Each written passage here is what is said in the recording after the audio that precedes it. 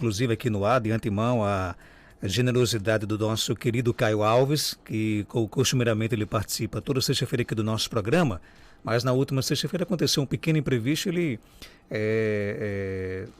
disse que viria hoje aqui na terça-feira aqui, né?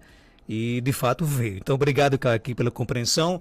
Seja bem-vindo aqui ao nosso Panorama 95, bom dia. Bom dia, Marcos, bom dia, ouvintes, bom dia, Geraldo.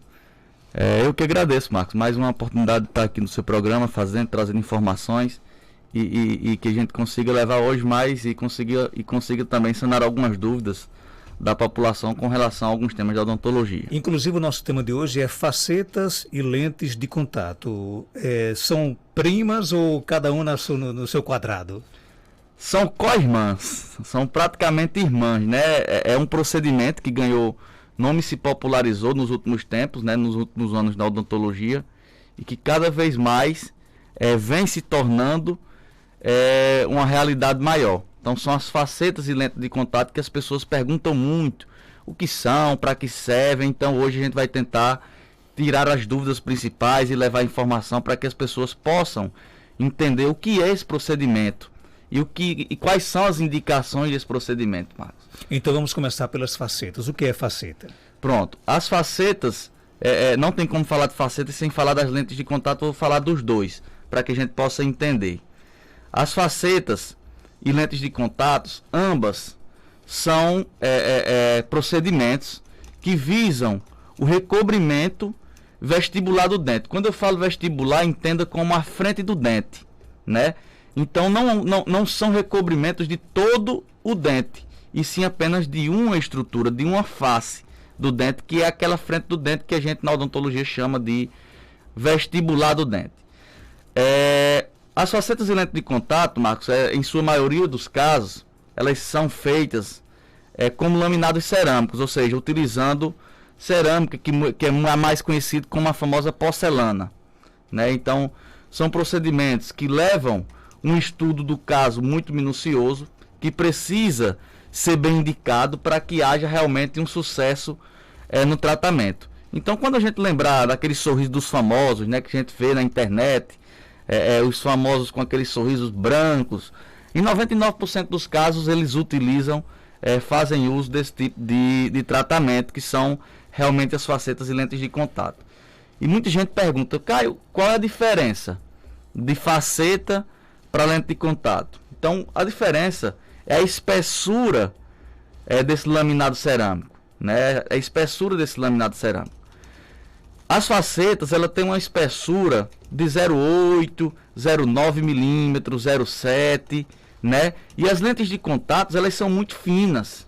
Elas possuem espessuras de 0,3 milímetros, né? Então, para você ter ideia, é quase uma folha de papel. Então, esse nome lente de contato não é à toa.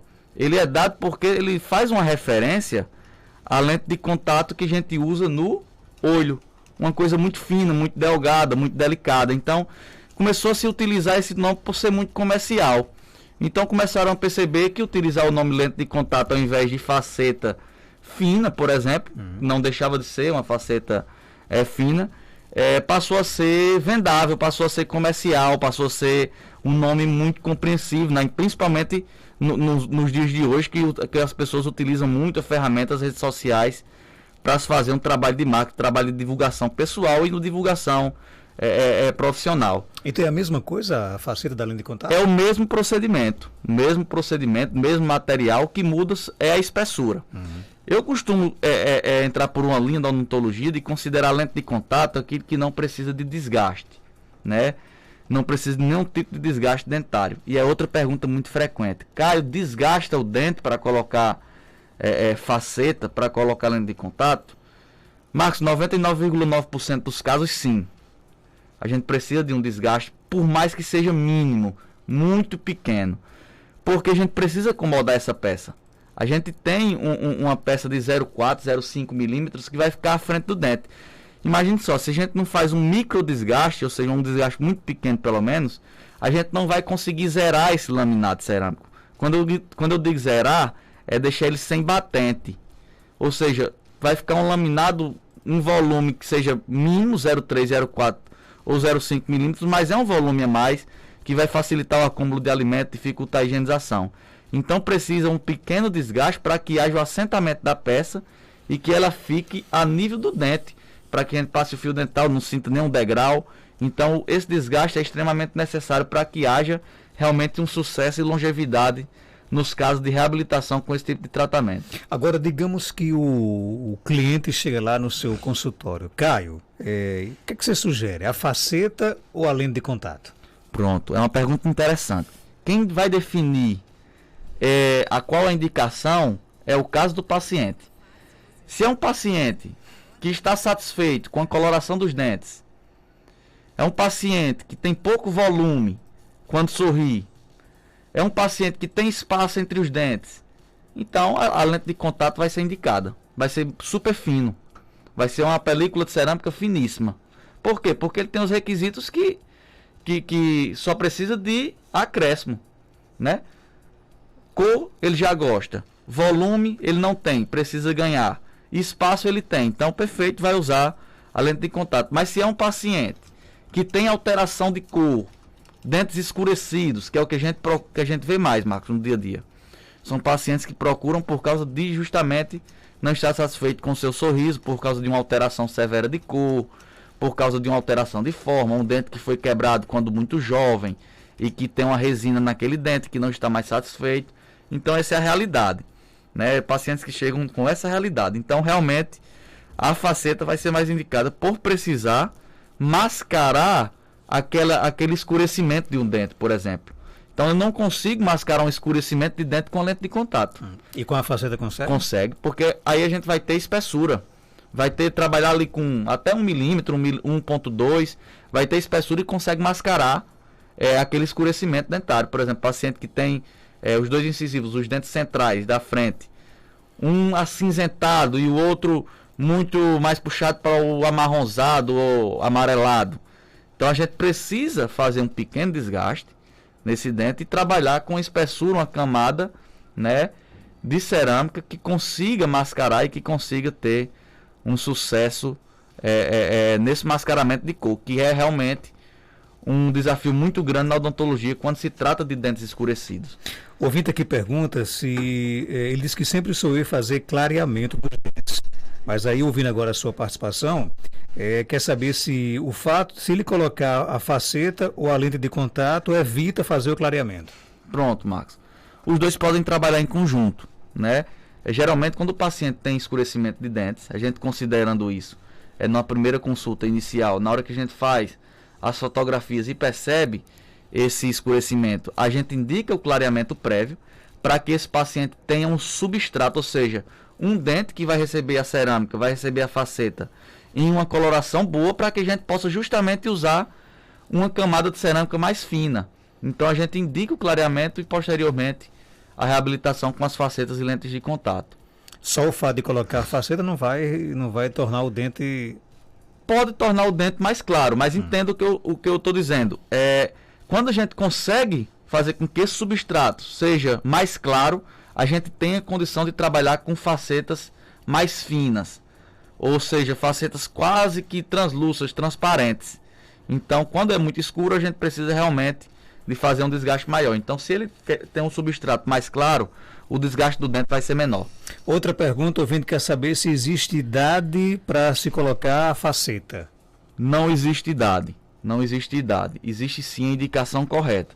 Paciente que possui uma oclusão boa, possui estabilidade oclusal, paciente que tem uma mordida correta, tem indicação de usar os laminados cerâmicos. Então, aquele paciente que precisa passar por um tratamento ortodôntico, ou seja, usar aparelho, a gente indica fazer isso antes, para que o caso fique um caso fechado e que tenha realmente um prognóstico muito bom, tenha longevidade, porque a gente não quer colocar um trabalho na boca e que dure muito pouco, é um trabalho que a gente quer que fique na boca por anos.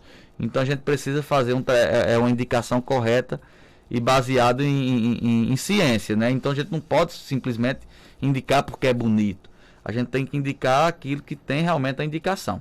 Então o paciente tem que ter alguns pré-requisitos. Tendo esses pré-requisitos, independente da idade, pode usar e pode fazer uso dessa técnica. A gente percebe com a sua participação aqui no nosso programa que na odontologia você não pode pular etapas, né? Por exemplo, essa questão aí de antes de colocar a faceta é bom alinhar os dentes, é isso? Não pode pular etapas, Marcos. E eu defendo, eu sou de uma linha de pensamento que eu sigo etapa por etapa minuciosamente. Então, quando a gente pula uma etapa, a gente tá dando 2 passos para trás lá na frente. Costumo dizer isso. Quando a gente pula, a cada uma que a gente pula, a gente dá 2 para trás. Então tem que seguir os passos. Existe um passo a passo, existe um protocolo e foi feito para ser seguido. Estudiosos, pessoas pesquisadoras lá atrás criaram esses protocolos não para serem pulados ou negligenciados, e sim para ser seguido. Então a gente tem que seguir aquilo que a gente realmente acredita e que conhece. O ouvinte pergunta aqui se a mais indicada seria a faceta de porcelana. Pronto, é um fato. Hoje eu trouxe mais durante esse tema, as facetas realmente de cerâmica, ou seja, porcelana. Existem as facetas de resina composta também, que são procedimentos que são feitos no consultório em sessões até mais curtas do que um tempo de duração mais curto para o paciente, né? Às vezes até em sessão única consegue-se fazer esse tratamento, mas é diferente. A resina composta ela não tem a mesma qualidade e durabilidade do que uma faceta cerâmica. Realmente as resinas compostas vêm evoluindo a cada dia mais, né?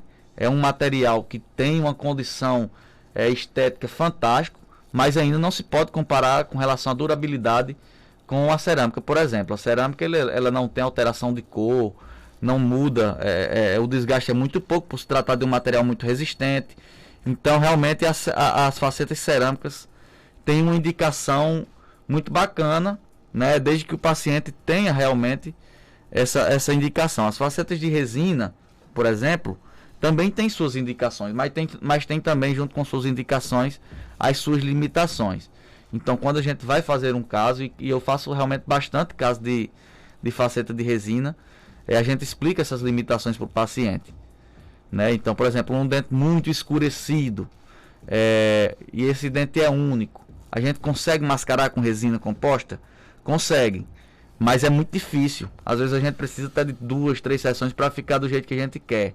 Porque quando a gente coloca a massa de resina, a gente coloca uma espessura em um dente, uma espessura em outro, já fica diferente. A quantidade de luz que passa não é a mesma que passa no dente vizinho. Absorve mais luz em um, outro absorve menos, outro tem mais área de espelho. Então é um assunto que a gente fosse falar aqui de todos os detalhes, dava 2 programas, mas que é muita coisa.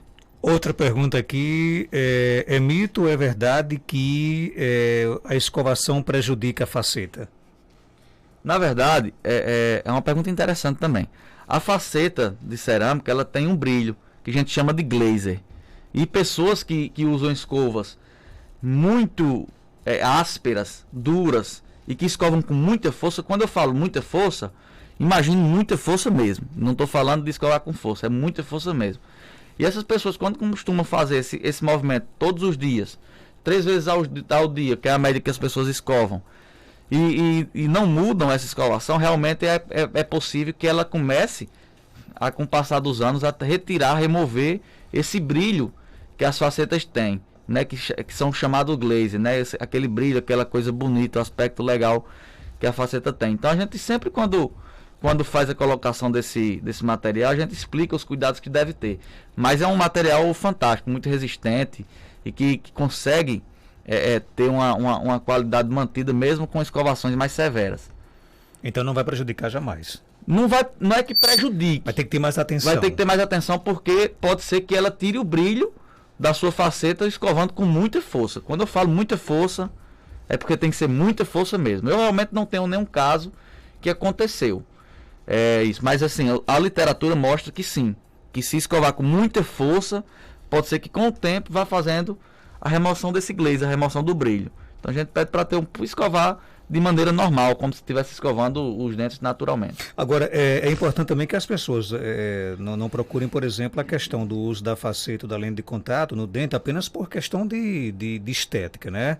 Exatamente. Ou a maioria procura realmente com esse objetivo? 90% só estética. E a gente sempre diz na consulta que não é somente um procedimento estético. muitas vezes a indicação desses materiais, esses laminados cerâmicos, estão atrelados à funcionalidade, né? A devolução de guias de desoclusão, paciente que perdeu por desgaste essas guias e que tem uma desoclusão através dos dentes posteriores, que não é correto.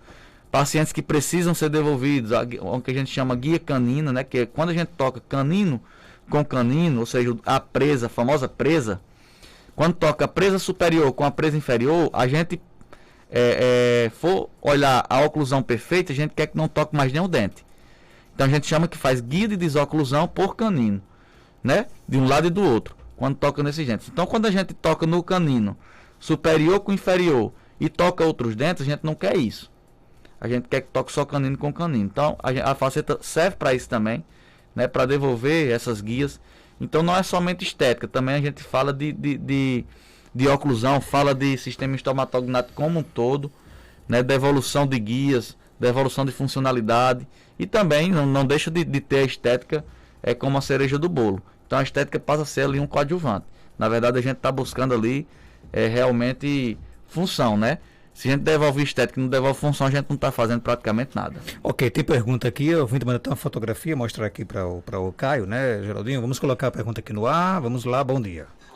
Bom dia, Marcos Dantas. Pergunte aí o médico. Eu tenho 48 anos, os meus dentes, os dentes queiro, nunca nasceram. E também os dentes da frente nunca nasceram, faltam 2 dentes. E além disso, meus dentes são bem pontudos. Eles são bem pontudos e desalinhados. E por conta disso eu mordo muito a minha bochecha quando eu estou me alimentando. Até a língua eu mordo às vezes. Eu ainda posso fazer alguma coisa a respeito? Os dentes que a gente chama de dente canino, eles vieram para o lugar desses que nunca nasceram. E aí, Caio? É um caso muito comum, o caso da ouvinte. Ela tem agenesia de laterais, ou seja, os incisivos laterais, que são vizinhos, eles ficam vizinhos aos centrais e aos caninos, eles não nasceram. Não houve a germinação, ou seja, não houve a formação desse dente, né? E aí os caninos realmente ocuparam o espaço do lateral. Ela tem os centrais e pula para o canino. É uma condição que eu vejo que é até comum esse tipo de... Quando fala de agenesia, não nascimento de algum dente, o dente lateral, eu acho que é o campeão. Realmente é o campeão de agenesia. É o mais comum. Existe sim solução para um caso como esse, Marcos. Existe sim solução para um caso como esse. Por exemplo, o uso de aparelho ortodôntico prévio, né, a reabilitação. Primeiro a gente alinhar, abrir espaço para esse lateral. Futuramente pode-se colocar os implantes dos laterais, jogar os caninos para a sua posição original e fazer essa reabilitação posterior, ou seja, dos dentes de trás. E aí já tem uma condição de oclusão muito bacana, se conseguir fazer isso, né? É um tratamento que leva um tempo, é duradouro, precisa de uma compreensão do paciente muito grande, porque a gente tem que abrir espaço. Quando começa a abrir esse espaço, a tendência é que venha incomodar ainda mais o paciente a abertura desse espaço para que volte a caber um dente naquele local, né? Então precisa de uma certa compreensão, mas tem jeito sim. Inclusive a gente já tratou pessoas com casos parecidos, assim, e realmente no final o resultado é muito bacana. Ok, então, a nossa ouvinte aí, pelo menos a notícia boa de que o caso dela não é tão grave, tem jeito. Tem jeito, e tudo na odontologia, Marcos, tem jeito. Que ótimo, então. Gente, Caio Alves, ele é odontólogo da Nova Caicó Sorridente, clínica odontológica, localizada na Avenida Seridó 384, aqui no centro de Caicó. Telefones 99891 0201 3421 4421, né? Então esse é o telefone de contato da Nova Caicó Sorridente, aqui na cidade de Caicó. No Instagram é muito fácil, você vai lá e digita Caicó Sorridente, segue e fica por dentro de todas as informações da Nova Caicó Sorridente. Caio, obrigado por sua participação. Obrigado, Marcos, obrigado, Geraldinho.